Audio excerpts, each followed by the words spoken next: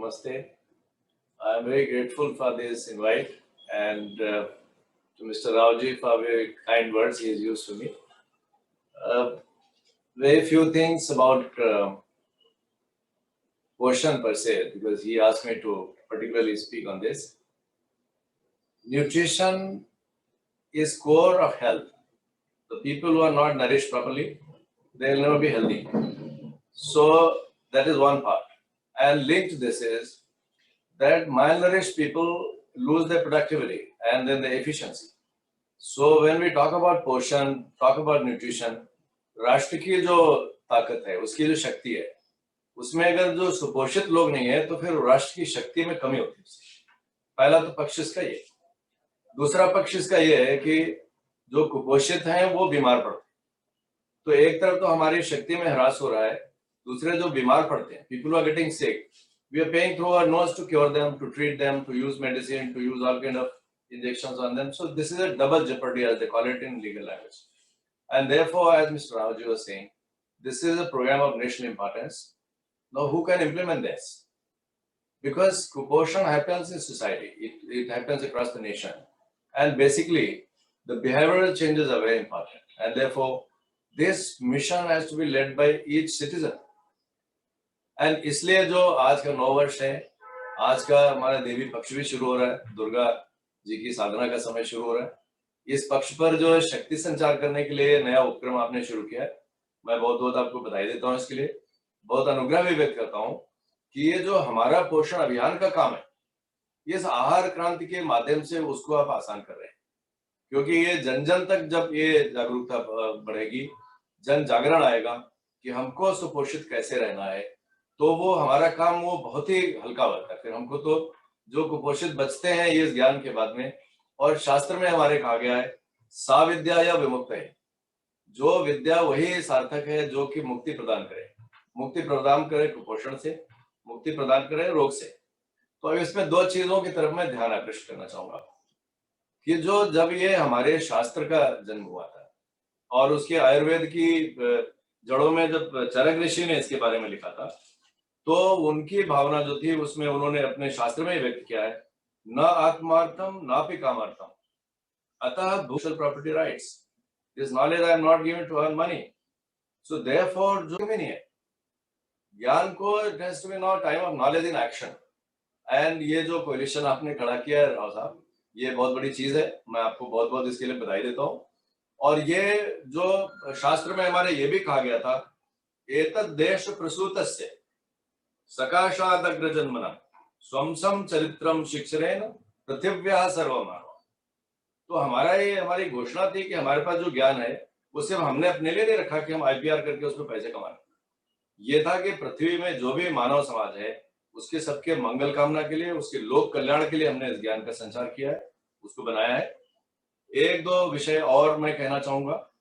और सवेरे राव साहब ने मुझे कहा था कि भारत, ये जो अग्रणी भारत है वो विद्वान भारत कैसे बने, तो उसके विषय में मैं संक्षेप में आपसे आग्रह करना चाहूंगा कि जो बच्चे की जो मस्तिष्क का उसका विकास है वो गर्भ से लेकर और वो 1000 दिनों के अंदर संपूर्ण हो जाता है, ऐसा वैज्ञानिकों का मानना है। तो उस समय जो हमारे आयुर्वेद में था कि गर्भवती महिला को and then we will work hand in hand, और इसमें जो मैन्युफैक्चरिंग प्रैक्टिसेस उनका भी बहुत बड़ा इस्तेमाल है। Whether the manufacturing will be cold pressed or hot pressed, it impacts nutrition. कि किसी अन्न को अगर आप 115 डिग्री सेंटीग्रेड पर जलाकर लोगों को खिला रहे हो तो वो तो भस्म है खाली, उसमें तो अन्न तो बहुत कम बचता है, उसका जीवित अन्न तो बचा ही नहीं उसके अंदर। तो ये भी बहुत सारी चीजों में हमें ध्यान देने की आवश्यकता है। और घर घर की जो किचन इज डिस्पेंसरी, तो वहां पे मोरिंगा पाउडर डालना है कि नहीं। तो हमारे भी शास्त्री जी हैं, हमारे मेडिसिनल प्लांट बोर्ड के वो आजकल सीईओ हैं, और आपको जानकर हर्ष होगा कि वो अभी उसके बारे में, जैसे हम फोर्टिफिकेशन की बात करें तो हमारे जो वैद्यश्री वो कहते हैं कि we should do natural fortification, कि जैसे वो रोटी बन रही है अगर परिवार में, उससे अगर मोरिंगा पाउडर का 2 चम्मच आप डालते हो तो दिस फोर्टिफाइज सो मेनी माइक्रोन्यूट्रिएंट्स, और सस्ता भी है, आसानी से बन भी सकता है। ऐसे उसमें और बहुत सारे, अगर वो लैक्टेटिंग मदर्स है तो उसको शतावरी मिला दीजिए उसमें, या उसमें अश्वगंधा मिला दीजिए। तो इस तरह की जो चीजें हैं हमारी, मुझे लगता है कि वो जो फूड एज मेडिसिन जिसकी बात आपने की, मैं समझता हूँ बहुत ही सार्थक विषय है। और आने वाले समय में मैं समझता हूँ कि हमको एक कोशिश और करनी चाहिए कि इसमें एक हमारा डैशबोर्ड टाइप का हमको लाना चाहिए कि वो जो देश में, राष्ट्र में जो इसके प्रति समर्पित हो, चाहे वो सरकार से जुड़े हैं वो या तो असरकारी तंत्र से जुड़े हुए हैं, वो दोनों ही तंत्र के लोगों को अपना हाथ उठाना चाहिए कि भाई इस महाअभियान में, जो राष्ट्र निर्माण का अभियान है, उसमें हम अभी हाथ उठाते हैं अपना, और हम ये योगदान करेंगे, हम लिखते हैं इसके अंदर। फिर वो हम अपने बाद में स्व अनुशासन भी मेंटेन करेंगे, हम उसको करके दिखा देंगे। नहीं तो हमारा नाम जो है वो काले की जगह लाल से लिख दिया जाए। ऐसा कुछ करके हमको बनाना चाहिए ताकि वो, ये जो इंडिया 75 है, और ये कोई बहुत कठिन काम नहीं है। अगर हम आर को ठीक कर लेते हैं और किचन को ठीक कर लेते हैं और ये एल्यूमिनियम की कढ़ाई को हटा के अगर हम लोहे की कढ़ाई में बनाना शुरू करते हैं, तो ये अनिमिया मुक्त भारत की तरफ लेके जाता है। और आखिरी चीज, मैं आपको बहुत हर्ष होगा ये जानकर, हमारे पोषण अभियान के क्रम में आयुष मंत्रालय ने अभी एक प्रयोग किया है। हम अनिमिया मुक्त भारत की बात करते रहते हैं और अनिमिया बहुत बड़ी समस्या है हमारे पास, बहुत दिन से हम फॉलिक एसिड लोगों को खिला रहे हैं। तो आयुष मंत्रालय ने तमिलनाडु में एक प्रयोग किया है, उसमें 1.5 साल के अंदर में द्राक्षावलय के प्रयोग से, द्राक्षावलय आपको विदित है, this is nothing but black grapes and with made into paste with some other things mixed up that, उसके प्रयोग से जहां वो 40% एनीमिया होती थी, that has been brought down to just 1%. So this is a huge kind of success, and there's so many more things. As I said, I don't have much knowledge of it. I just heard about it here and there, but I am so deeply impressed that we should now substantially upscale this entire endeavor.